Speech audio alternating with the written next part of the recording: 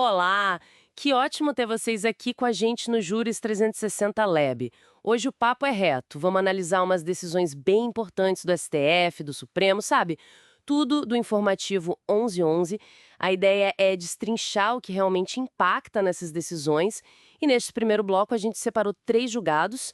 Vamos falar da crise nos presídios, dos direitos das gestantes no serviço público e também da criação de municípios. Nos 2 primeiros, a gente vai um pouquinho mais fundo, tá? Exato. E olha, acompanhar o STF é fundamental, né? Porque é lá que a gente vê a Constituição sendo aplicada em temas bem espinhosos do nosso dia a dia, da estrutura do Brasil mesmo. Perfeito. Então vamos começar com a DPF 347. Essa que foi lá e encarou de frente a situação complicadíssima do sistema prisional. O que o Supremo decidiu aí? Bom, aqui o STF reconheceu uma coisa chamada Estado de Coisas Inconstitucional, o SEI. SEI. O que seria isso exatamente? É tipo assim, quando tem uma violação de direitos fundamentais, que é massiva, sabe, persistente, e os órgãos do governo, eles ou não agem ou simplesmente não conseguem resolver, aí toda a situação é vista como contrária à Constituição. Foi isso que eles identificaram no sistema prisional brasileiro. Uma falha estrutural mesmo. Entendi. E a decisão não foi só reconhecer o problema, né? Pelo que vi, exigiu ação, planos para resolver. Isso. Exigiu planos concretos. Um nacional e também planos estaduais e para o Distrito Federal.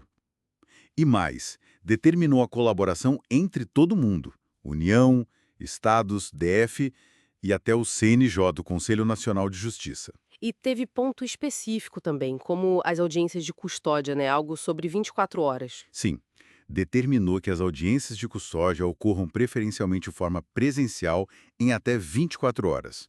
E outra coisa importante, mandou liberar o dinheiro do FUNPEN, o Fundo Penitenciário Nacional, sem contingenciamento para essa finalidade, para tentar resolver na prática mesmo. Exatamente. A base de tudo isso é a violação diária de direitos básicos dos presos, né? Faltam mesmo para viver com dignidade, a integridade física e moral está em risco constante, superlotação absurda, condições péssimas.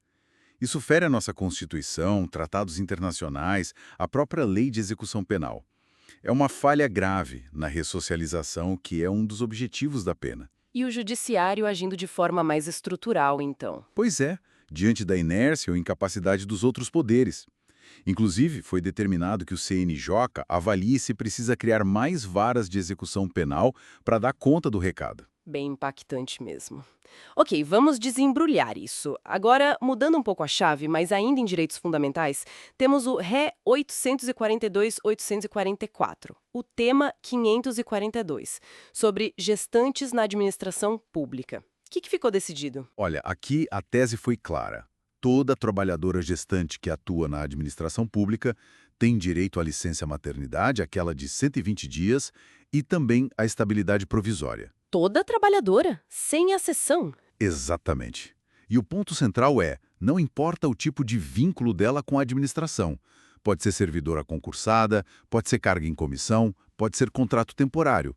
O direito é o mesmo para todas. Nossa, isso é muito importante. Quer dizer, então, que aquela proteção que a Constituição dá para a mãe, para a criança, para o bebê que vai nascer, lá nos artigos 7º e 39, ela vale mais que o tipo de contrato. É isso. A proteção constitucional à maternidade e à infância prevalece. O STF reforçou que é uma garantia genérica, incondicional, busca a máxima efetividade e a igualdade de verdade, né? A igualdade material. Faz todo sentido proteger a mãe e o bebê nesse momento. O fascinante aqui é justamente essa universalização. A decisão foca na pessoa, na trabalhadora gestante e no bebê, e não na formalidade do vínculo. Garante aquele período crucial do pós-parto, da amamentação, sem discriminar com base no tipo de contratação. Muito claro. Bom, para a gente fechar esse bloco, tem a DPF 819. Um tema mais de organização do Estado, né? Criação, fusão de municípios. O que pegou aí? O ponto central é o seguinte: A Constituição, depois de uma emenda lá de 1996, a emenda 15, exige uma lei complementar federal para definir o período em que novos municípios podem ser criados ou desmembrados. Há uma lei federal que estabelece as regras gerais. Isso. Só que essa lei complementar federal nunca foi editada. Está pendente até hoje. E sem ela, os estados não têm competência para legislar sobre a criação de municípios por conta própria. Fica faltando essa norma geral. Entendi. Então, em regra, não pode criar município novo por lei estadual hoje. Mas parece que teve uma exceção, algo no ADCT. Exatamente. Uma outra emenda, 57 de 2008, colocou o artigo 96 lá no ato das disposições constitucionais transitórias, o ADCT. Esse artigo meio que convalidou, sabe? Tornou válidos os municípios que foram criados por lei estadual, publicada até 31 de dezembro de 2006. Ah, uma espécie de anistia para quem foi criado antes dessa data limite. Isso. Desde que, claro, a lei estadual que criou o município na época tivesse seguido as regras que o próprio estado exigia naquele momento. E como isso se aplicou no meu caso julgado, lá de Mato Grosso? Então, o STF declarou que algumas normas estaduais de Mato Grosso sobre criação de municípios não valiam mais, justamente por causa dessa exigência da Lei Complementar Federal. Mas a lei específica que criou o município de Boa Esperança do Norte, como era de 2000 e cumpriu os requisitos estaduais da época, foi considerada válida por causa dessa exceção do artigo 96 do ADCT. Entendi. Então, recapitulando rapidinho. O STF bateu o martelo sobre o estado de coisas inconstitucional nos presídios e cobrou ações. Garantiu licença e estabilidade para todas as gestantes no serviço público, não importa o contrato, e definiu que para criar município novo precisa de lei federal, que não temos, mas validou os criados por lei estadual até 2006. É isso. Exato. Isso levanta uma questão importante. Como essas decisões, Organização administrativa do Estado, elas mostram um esforço contínuo do Supremo para dar efetividade à Constituição, para fazer os direitos valerem na prática, e muitas vezes agindo para preencher vazios deixados pelo Legislativo, né? Fica aí a reflexão sobre o papel do Judiciário nesse cenário. Interessante pensar por esse lado. Bom, analisamos estes pontos essenciais do Informativo 1111. A gente se encontra no próximo bloco para continuar essa conversa. Bem-vindos a mais uma análise aqui do canal. Hoje a gente mergulha em 3 julgados importantes do STF, do Informativo 1111. Vamos direto ao ponto, com foco especial em 2 temas de repercussão geral. Isso aí. A ideia é conectar os pontos e ver por que essas decisões são relevantes, né? Tudo com base no que saiu no informativo. Vamos começar então com a ADI 7404, lá do Rio de Janeiro. Uma ação direta de inconstitucionalidade. Basicamente, uma lei estadual queria obrigar a ter sinal de celular e internet em túneis longos, com mais de 1 quilômetro.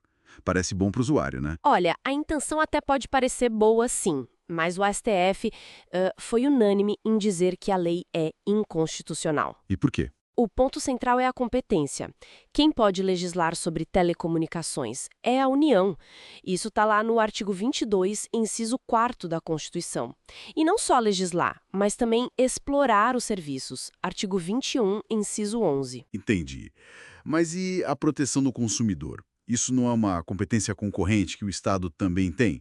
Artigo 24, V? É concorrente. Só que nesse caso, o STF entendeu que o Estado não pode criar uma regra que mexe diretamente com a regulação federal do setor, sabe? Ah, tipo invadindo a área da União. Exatamente.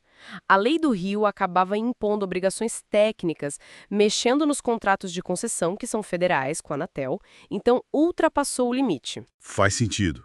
O Estado não pode, mesmo querendo ajudar o consumidor, se meter na estrutura definida pela União. Isso. A decisão reforça essa separação de tarefas. Beleza. Agora vamos para um tema que deu o que falar e que a gente separou para aprofundar. O recurso extraordinário 1282.553. É o tema 1190 de repercussão geral. E aqui a questão é bem complexa. Sim, bastante. A pessoa foi condenada criminalmente, decisão definitiva, e teve os direitos políticos suspensos, como manda a Constituição no artigo 15, inciso 3º.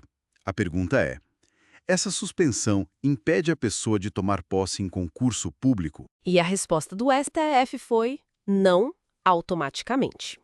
Fixaram uma tese, né, que vale para todo o país agora. E o que diz a tese? Basicamente que a suspensão dos direitos políticos não impede a nomeação e posse de candidato aprovado em concurso público, desde que não incompatível com a infração penal praticada. O interessante é como eles ponderaram isso. Quer dizer, a pessoa não pode votar nem ser votada, mas pode, em tese, trabalhar no serviço público. Exato. O STF colocou na balança outros direitos.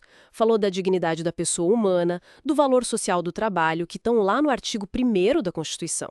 E também lembrou o objetivo da Lei de Execução Penal, que é reintegrar o condenado na sociedade. E o trabalho seria um caminho para isso. Uhum. O acesso ao trabalho, mesmo o público, é visto como parte dessa reintegração. Mas, claro, não é de qualquer jeito, tem condições. Que condições seriam essas? Bom, primeiro, o cargo tem que ser compatível com o crime que a pessoa cometeu. Isso é analisado caso a caso. Entendi. E segundo, o início do trabalho mesmo, o exercício da função, depende do regime da pena, se tem compatibilidade de horário. Quem avalia isso é o juiz da execução penal. Certo. E no caso que eles julgaram, como foi? Era um caso de um candidato aprovado para auxiliar de indigenismo, condenado por tráfico, mas que já estava em livramento condicional. O STF entendeu que, nesse caso específico, era compatível. Interessante essa ponderação toda. Mostra uma visão voltada para a ressocialização, né? Sem dúvida. Mas com limites claros. Ok, vamos para o nosso último julgado de hoje, também para a gente aprofundar um pouco mais.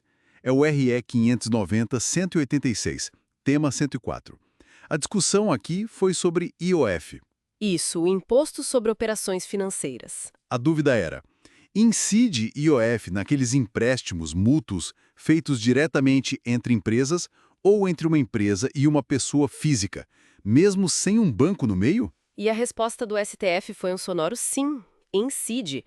A tese que fixaram diz: é constitucional a incidência do IOF sobre operações de crédito correspondentes a mútuo de recursos financeiros entre pessoas jurídicas ou entre pessoa jurídica e pessoa física, e continua, não se restringindo às operações realizadas por instituições financeiras. Ou seja, não precisa ser banco para ter IOF no empréstimo. Exatamente. O STF diz que a Constituição, lá no artigo 153, inciso 5, fala em operações de crédito de forma ampla, não limita bancos. E tem mais. Uma lei de 1999, a Lei 9.779, já previa essa cobrança no mútuo entre particulares. Então, o STF basicamente confirmou que esse tipo de empréstimo é, sim, uma operação de crédito tributável. E qual o impacto prático disso? Aumenta o custo? Com certeza. Significa que o IOF pode ter não só aquela função de regular o mercado, mas também uma função puramente de arrecadar dinheiro, mesmo nessas operações fora do sistema financeiro tradicional. Isso afeta o custo do dinheiro emprestado entre empresas, por exemplo. Entendido. Então, recapitulando rapidamente, a gente viu a questão da competência estadual limitada em telecomunicações. Isso. Vimos a possibilidade de quem teve direitos políticos suspensos tomar posse em concurso, dependendo da compatibilidade. Exato, o tema 1190. E agora a confirmação de que o IOF alcança empréstimos entre particulares, o tema 1004. E sobre esse tema do concurso, o 1190, fica uma reflexão, né?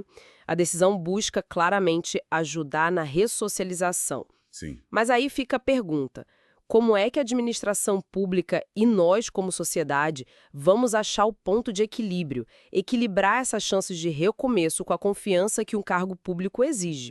Varia muito, né? Depende do crime, depende do cargo, é algo para a gente pensar. É um excelente ponto para finalizar. Bom, agradecemos muito a companhia de quem nos ouviu até aqui. Pois é, obrigada, pessoal. E para continuar por dentro dessas discussões, não esqueçam de se inscrever aqui no Juris 360 Lab e curtir o vídeo, ajuda bastante a gente. Até a próxima. Até mais.